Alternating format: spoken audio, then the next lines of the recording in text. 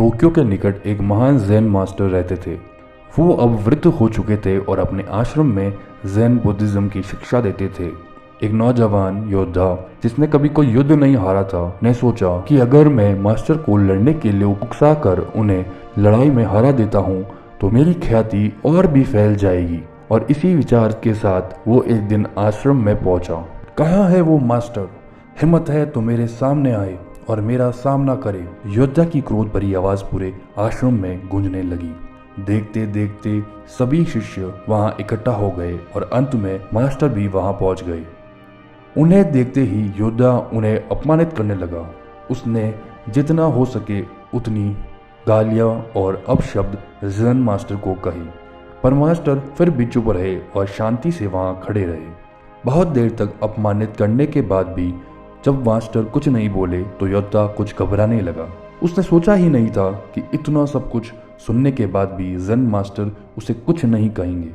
उसने अपशब्द कहना जारी रखा और मास्टर के पूर्वजों तक को भला बुरा कहने लगा। पर मास्टर तो मानो बहरे हो चुके थे। वो उसी शांति के साथ वहां खड़े रहे और अंततः योद्धा थक कर खुद ही वहां से चला गया। उसके जाने के बाद वहां खड़े शिष्य ज़ेन मास्टर से नाराज हो गए। शिष्यों ने एक स्वर में कहा, भला आप इतने कायर कैसे हो सकते हैं? आपने उस दुष्ट को दंडित क्यों नहीं किया? अगर आप लड़ने से डरते थे तो हमें आदेश दिया होता, हम उसे छोड़ते नहीं। मास्टर मुस्कुराए और सवाल किया, यदि तुम्हारे पास कोई कुछ सामान लेकर आता है और तुम उसे नहीं लेते हो तो उस सामान का क्या होता है?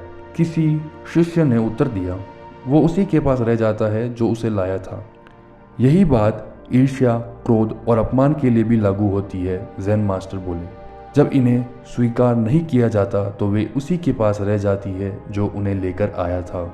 इस ज़ेन कहानी में गुरु ने बताया कि आप अगर किसी ईर्ष्यालु व्यक्ति से झगड़ा या बहस करेंगे तो सिर्फ आपकी शांति ही भंग होगी। उस व्यक्ति का कुछ नहीं बिगड़ेगा। अगर आप उसका साथ देंगे तो वो आप पर हावी हो जाएगा। अगर नहीं देंगे तो वो कमज़ोर हो जाएगा और हार कर चला जाएगा।